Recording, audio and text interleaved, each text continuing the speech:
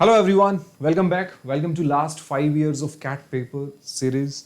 This is episode number 2 and we will be discussing CAT 2020 slot 1 questions. 3 questions were discussed with you in the first part of the video. Let's have a look at the question number 4. We are going to solve all these questions under 1 minute. These tricks that I will be discussing with you are excellent tricks you'll not find in any books. So guys, question number 4 says, I have a solution of 40 liter. A solution of 40 liter has dye and water in the ratio of 2:3. Water is added to the solution to change the proportion to 2:5. Now, you see that this is dye and water ratio. And you can see that in this 40 liter of solution and this 40 liter of solution, you have the dye part equal to 2/5. You are adding water. That means dye is 0. So there's another X liter of water that you're adding which contains 0 water. After combining these two solutions, I'm getting a solution where the ratio of dye is 2/7. 2:5 means 2/7 is dye. And you see that here, if I'm mixing it and finally the average is getting balanced at 2/7, the decrement in the percentage of dye should be same as the increment of dye in this solution. Now from 2/5 to 2/7, the value is getting decreased by 4/35 and the increment here is 2/7. This decrement and this increment should be same. That means a decrement of 4/35 on 40 unit should be same as 2/7 decrement on X unit. This get cancelled, right? This will be cancelling on 2, so you will get X is 16 liter. That means the amount of water that you are adding is 16 liter. So the total solution that you will have would now be 56 liter. Out of this 56 liter, 1/4 of the diluted solution is taken out. How many liter of the dye must be added to the remaining? So if 1/4 has been taken out, I will be left with 3/4, that means 42 liter. I have a 42 liter solution now, which contains the dye in terms of fraction as 2/7. I'm adding an X liter of dye in this solution, which is 1/1. And I want the final dye to be 2/5. So again, you see that in this case, there is an increment of 4/35 from 2/7 value is going from 2/5. So 2/5 minus 2/7, the increment is 4/35. So increment of 4/35 in the 42 unit should be same as decrement of 3/5 in X unit, because here the dye percentage is going down from 1/1 to 2/5, it is going down by 3/5. So decrement of 3/5 on X unit, this cancel it on 7, this cancel it on 6, this cancel it on 2, you'll get the X as 8 liter.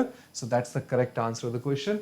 The dye you must be adding to the remaining solution, that means in 42 liter, should be equal to 8 liter. That's it. This is the answer. No equations required, only the basic weighted average concept. If you have studied that concept with the equal distribution, you can solve this question quite easily. Have a look at question number 5. Basic question of percentage. It says in a group of people, 28% of the members are young while the rest are old. 65% of the members are literates and 25% of the illiterates are young. A basic question, guys, not a difficult question at all. If I assume the total number of members to be, let's say, 100, 28% of the members are young. So can I say that the young population is 28? So the people who are not young, or you can say the old one, would be 72. Very easy. 65% of the members are literate. So out of 100, you see that total 65 people are literate. So rest of the 35 will be illiterate, right? Very easy. And 25% of the literate are young. That means 65 into 1/4. Out of these 65 people, there are 16.25 people are young. So that means out of this 28, 16.25 youngs are literate. What I'm supposed to find out is the percentage of old people among illiterate. Now you see that I have 35 people illiterate. Out of it, if I subtract 28 from 28 minus 16.25 would be 11.75. So see that 11.75 are illiterate. 11.75 are illiterates which are young. 11.75 young people are illiterate out of 35. If you look at this percentage, this you see that will be approximately a 3 point something, right? So you see that 1 by 3, approximately 1 by 3 people, that means 33.33%, or you can say approximately, because it's slightly more, it's slightly less than 33, right? So approximately 35% of the illiterate people are young. So if out of 35 people, 34% are young, rest of the 66% will be old. That's why the answer to the question is third option, that is 66, right? Out of 100% illiterate people, 34% are young, rest will be 66%, which will be old. Next question is from average. Let A, B and C be three positive integers such that the sum of A and the mean of B and C is 5. So question says sum of A and mean of B plus C is given to me as 5. Okay. So can I say 2 times of A plus B plus C will be equal to 10. In addition, the sum of B and the mean of A and C is equal to 7. So that means 2 times of B plus A plus C will be equal to 14. Now, if I add these two equations, guys, then the sum of A and B, I'm supposed to find out what is the value of sum of A and B. If I add these two equations, if I subtract these two equations, right, you see that C and C will get cancelled, right? 2A minus 2B, 2A minus A would be A, B minus 2B would be minus B, A minus B will be 6. You see that? Right? A minus B is equal to 6. I'm supposed to find out sum of A and B. Okay. And if I add these two equations, I'll have 3 times of A plus 3 times of B plus 2 times of C is equal to 24. Now you see this here, guys. I know that this is 3 times of A plus B plus 2 times of C is equal to 24. This number is an even number. This number is an even number, right? And A, B, C are 3 positive integers. C is definite 2 times of C. This whole number is an even number. Now, even plus something should be even. That means this value has to be even. Now, if this whole expression is even, that means 3 is an odd number. So A plus B has to be even. So A plus B definitely would be an even number. Whatever is my answer, it has to be an even. These two options are eliminated.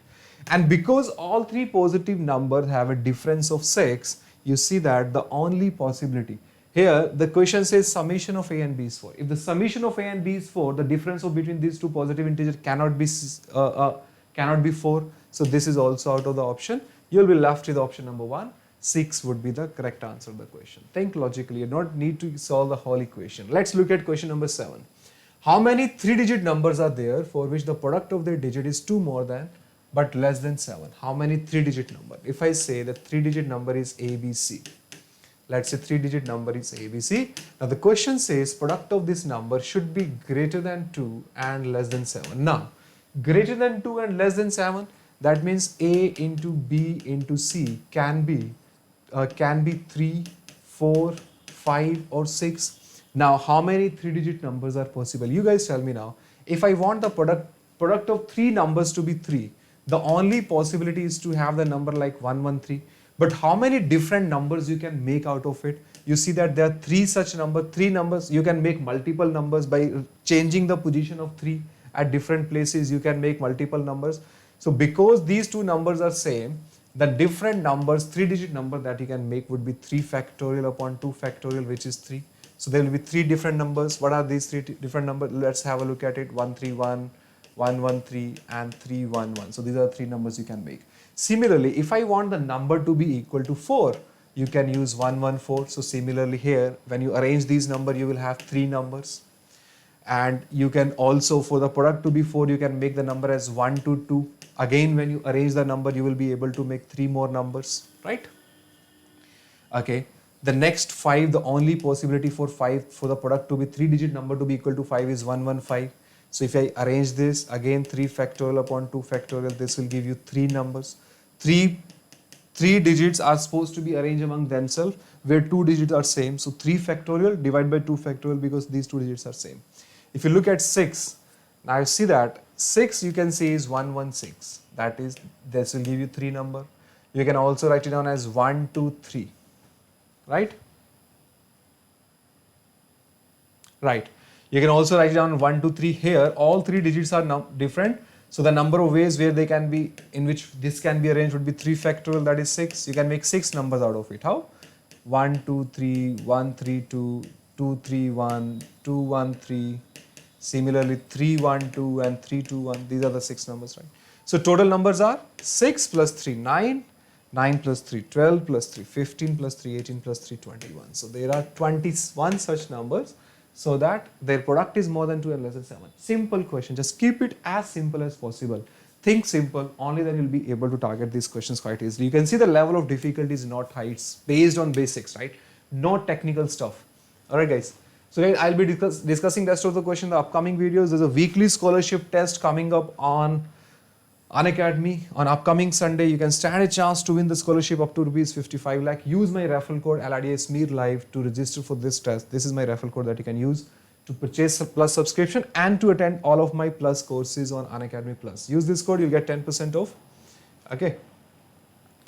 This is the last week to go for Unacademy Plus subscription. These are the prices which will be in effect till 14th of April. After this, these new prices will be in effect. We'll have to pay more. So therefore, you can purchase Unacademy Plus subscription at these prices now before 14th of April. Use my referral code LRDI Smear Live. This is the code that you can use to get 10% off on Unacademy Plus subscription. Thank you so much for watching this video, guys. See you in the next part. We'll be discussing episode number 3. Thank you.